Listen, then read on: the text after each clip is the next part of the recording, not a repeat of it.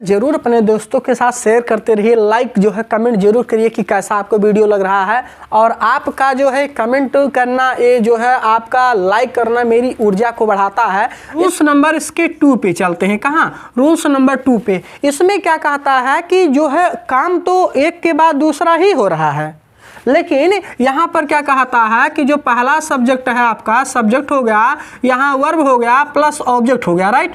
दूसरे सेंटेंस में क्या है कि सब्जेक्ट हो गया, यहाँ आपका वर्ब हो गया और ऑब्जेक्ट हो गया। कहने का मतलब ये नियम आपको थोड़ा सा यूनिक बताएगा। यहाँ से जो है आपकी टर्निंग जो है नॉलेज होती है। कैसे? यहाँ नियम क्या है कि अगर जो है यहाँ पर क्या, अगर जो है जो सब्जेक्ट है, इस सब्जेक्ट का जो ऑब्जेक्ट है, यानी कि यहाँ पर कार्य पहले तो ही हुआ, जो काम पहले हो रहा उस काम का, और काम जिस पे हो रहा है, जो काम पहले हो रहा है, तो जो काम पहले हो रहा और जिस पर हो रहा यानी ऑब्जेक्ट। अगर पहले सेंटेंस का जो फर्स्ट सेंटेंस है, इसका जो ऑब्जेक्ट है, अगर दूसरे सेंटेंस का जो है वो सब्जेक्ट बन जाए, क्या बन जाए? सब्जेक्ट। इसको क्या बोलेंगे जी? Subject, right. तो जब पहले सेंटेंस का जो ऑब्जेक्ट है अगर वो दूसरे का क्या बन जाए? सब्जेक्ट बन जाए, तो ऐसे वाक्यों को जो है हम क्या करते हैं? प्रेजेंट पार्टिसिपल के नियम 2 से बनाते हैं। ऐसे वाक्यों को हम कैसे? प्रेजेंट पार्टिसिपल के नियम 2 से बनाते हैं। अब देखिए यहाँ पर नियम क्या हो गया कि यहाँ तो आपका जो सब्जेक्ट है वो लिखेंगे आप, यहाँ जो आपका हेल्पिंग वर्ब या वर्ब जो भी कुछ है वो लिखेंगे, यहाँ जो ऑब्जेक्ट आपका है ऑब्जेक्ट लिखेंगे, लेकिन इसके बाद यहाँ का जो सब्जेक्ट है हट गया। यहाँ पर अगर मान लो जैसे यहाँ पर आपका हेल्पिंग वर्ब भी आया हो प्लस वर्ब भी आया हो और क्या ऑब्जेक्ट आया हो, तो अगर हेल्पिंग वर्ब ये भी हट जाएगा, तो यहाँ पर जो वर्ब आपका आता है अक्सर ऐसे कंडीशन में क्या है? ये प्रेजेंट कंटीन्यूअस टेंस में वाक्य आते हैं। कैसे? प्रेजेंट कंटीन्यूअस टेंस में आ सकते हैं, या इसको आप कह लीजिए कि पास्ट, किसमें? पास्ट कंटीन्यूअस में आ सकते हैं। यानी प्रेजेंट कंटीन्यूअस टेंस में ये वाक्य आ सकते हैं या पास्ट कंटीन्यूअस में आते हैं, लेकिन इसका कोई फर्क नहीं पड़ता। क्यों? क्योंकि आप सबसे बेस्ट प्लेटफॉर्म पे आए हो जहां आपको अंग्रेजी जड़ से मजबूत कराई जाएगी। आपका जो है अंग्रेजी पावरफुल होगा।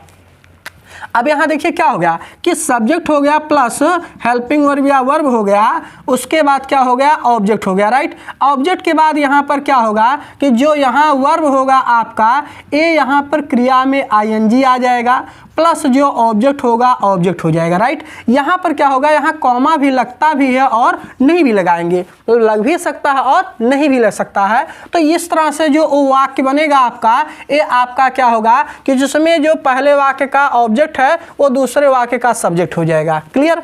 तो अब इस वाक्य को थोड़ा सा हम अच्छे से समझते हैं। कैसे?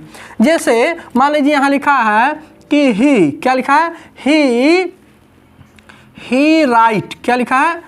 ही राइट, तो यहाँ यस हो जाएगा ही राइट्स ए बुक। क्या लिखा है?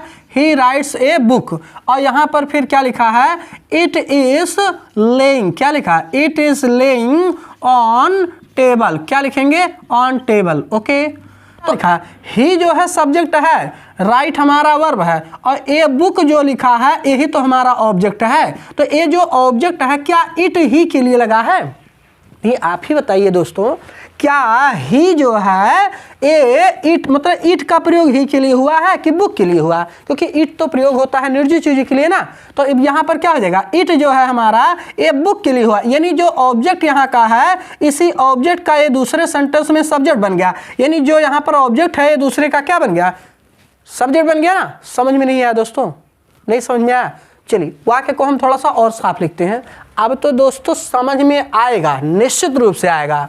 क्यों? क्योंकि अब जो है आपको कॉन्सेप्ट, जैसे देखिए लिखा यहाँ सब्जेक्ट था, यहाँ सब्जेक्ट हो गया, यहाँ वर्ब है, यहाँ वर्ब हो गया, यहाँ ऑब्जेक्ट है, यहाँ ए बुक ऑब्जेक्ट हो गया। अब आप बताइए क्या जो यहाँ का सब्जेक्ट है और यहाँ का ये सब्जेक्ट है दोनों सेम है? उत्तर है दोनों सेम नहीं है। लेकिन जो बुक लिखा है, बुक के अनुसार बुक के लिए इट का प्रयोग हुआ है, यानी जो इसका ऑब्जेक्ट है जो है ये ऑब्जेक्ट है, ये दूसरे वाक्य का क्या बना है? सब्जेक्ट बना है।